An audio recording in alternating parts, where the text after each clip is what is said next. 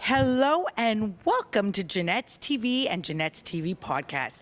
I'm your host, Janette Burke, and today we are on the set of Friends. You might remember this as Central Perk, but it's not the set of Friends. It's the Friends experience at Yorkdale Mall in Toronto, where you can experience being on the set of Friends yourself. And I can tell you it's a great delight.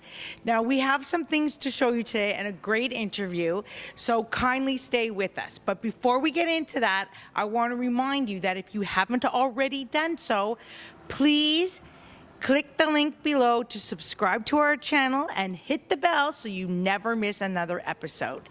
And I also want to remind you that there's two ways you can support us. One is on Patreon. No donation is too big or too small. You can find that link below too. And we also have amazing sweatshirts and t-shirts with the JTV logo and tagline, or an inspirational saying made by me and one of my guests in a previous interview. Your choice. You pick the size, the color, what you want, and everything is conveniently shipped right to your front door and includes shipping and handling. You can find out more on how to order also in the link below. Now on with the interview. I'm sitting here at the Friends Experience in Yorkdale Mall in Toronto, Ontario, Canada, and I'm sitting with Stacy Moscatelli, and she is going to introduce herself and tell us how she comes to be part of this experience. Welcome, Stacy, to Janette's TV and podcast. Thank you. Yep, my name is Stacy Moscatelli, so I'm the co-president and chief strategy officer for SuperflyX. So my company creates experiences around television, film, gaming properties, like Friends Experience. And it's such an amazing experience, and I'd like you to tell us a little bit more about how Warner Brothers came to you, got this going, and how you're able to recreate the sets of the show Friends. Sure. So it all started in 2019, which was the 25th anniversary of Friends, which is crazy because now that means the show is 28 years old, which seems like it was yesterday. And so when they were looking to celebrate the 25th anniversary, they asked us if we would be open to creating a Friends experience to celebrate with fans and bring them through the space. So we did that in New York in 2019, as I mentioned, in Soho. And we did a quick 30-day pop-up, and we sold tickets out within an hour, and we had fans around the corner like crazy coming to check it out. And so we realized that that fan base is still really hungry for all things Friends, and decided to create what is now the Friends Experience, which is significantly bigger and better. And now we're here in Toronto. Let's talk a little bit about what people can expect to see when they come here. I know there's 12 different rooms. Why don't you tell us a little bit more about what they can expect to see when they come? Sure. So it's really about, kind of stepping inside the world of Friends for fans. And so it feels like you're walking on set. So you start with a little bit of an intro theater, and then you go into the fountain, which is essentially the opening credits. So you hear the theme song, you've got the couch, the fountain, you get to recreate kind of that moment with your friends and family and dance around if you so choose, which is always a big fan favorite. Yeah, I was pretty excited. Yeah. Good. And so, that's obviously kind of what kicks it off and gets everybody excited. And then it sort of feels like you're kind of going through an episode or going through, some of those iconic moments and set recreations. So you've got the apartments, Monica's apartment, the boys' apartment. You can sit in the recliners and recline like that was did. Cool. Yeah. We've got the foosball table with chicken duck in there. You'll hear them chirping.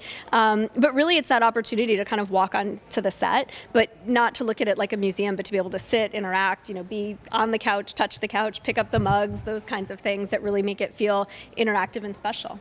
When creating this or recreating the sets, what do you choose or look for to make sure that's in for the experience? Oh, that's like the hardest part. But really we're all really big fans of the show. So step one for us was saying, okay, as a fan, what would I expect to see if I came to the Friends Experience? And what are those absolute must-haves? And then from there kind of layered on, okay, what are some of the most iconic episodes and scenes that we know people are quoting every day that people are really excited about? Pivot was a big one, right? Like, how many times have you helped a friend move and they're screaming pivot at you? All of us have been there. We've done that. And so we kind of layered on some of those extra things. After we had the pop-up in New York, we sent out a survey to everybody who came through and said, what was missing? If we made a bigger version of this, what would you want to see? And so there are a lot of elements that we've added, things like the hallway that we've added as a result of that. We built out Monica's space a little bit bigger than it was in the pop-up. That was only 10,000 square feet, so now we have a lot more room to play with.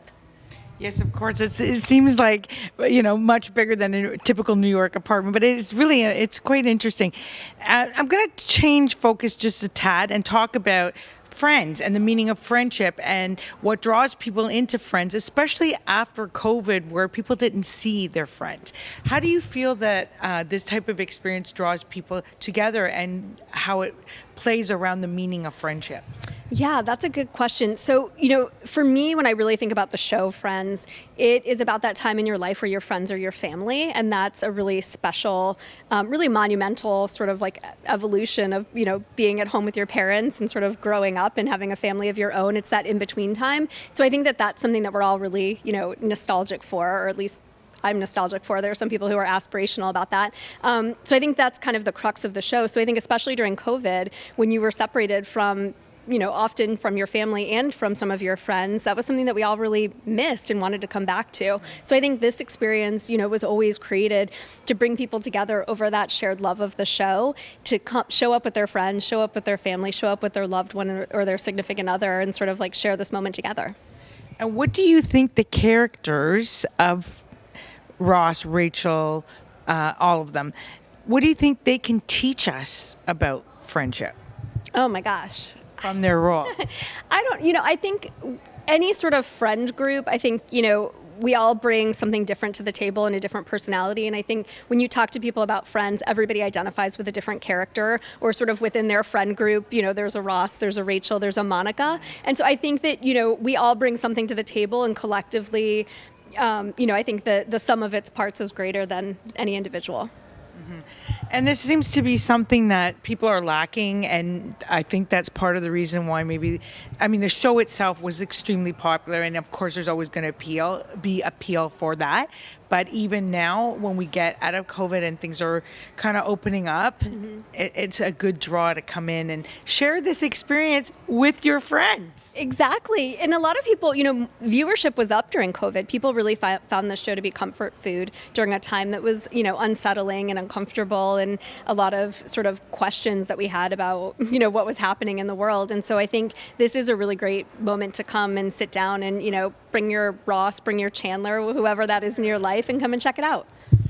And before we close out, I did want to give you a chance to also mention that you can bring a piece of the experience home after you've seen it, because you have this big store here with Friends T-shirts, sweatshirts, what have you. Why don't you talk a little bit about that as well? Yeah, so we've got a retail store which is open not just to ticketed guests, but also non-ticketed guests. If you want to come in and just kind of check things out, you can come in and buy something for the Friends fan in your world. But we've got a number of exclusive items that you can only buy here. Hugsy is one of those things. Hugsy's a hot commodity, but Hugsy was Joey's childhood stuffed animal. So we've got Hugsy, which is always a fan favorite. And then we've got, things that have Toronto on them too. And those are something that you'll only be able to get for a limited time here at this location. Stacy, before we close out, I want to give you a chance to tell us a little bit more about how we can get tickets and what the hours are and what the cost would be to come and experience and celebrate Friends with your friends right here in Toronto. Great. All of the details are at FR.EXPERIENCE.com. That's kind of the best source to go to buy tickets, to check pricing, to check hours, because obviously those change on a regular basis. But tickets start at $35.50. So, we recommend that people book in advance. It's kind of the best way to do it, but we do sell tickets on site if you didn't plan ahead. And it's just something that, will stay with you forever. And if you loved Friends and you love your friends, this is a place to come to celebrate all things Friends. And it is amazing. I had a little tour, and I can tell you, you won't miss out. Thanks so much for being with us today. Thank you for being with us today. This is Janette Burke, your host, signing off for the Friends Experience Toronto at Yorkdale Mall. The complete list of where to watch and listen to us can be found in the list below. Please just check the show notes. It's all there in the link. From the Friends Experience at Yorkdale Mall in Toronto, Ontario, Canada, this is Janette Burke, your host, signing off. And until next time, continue to be fabulous.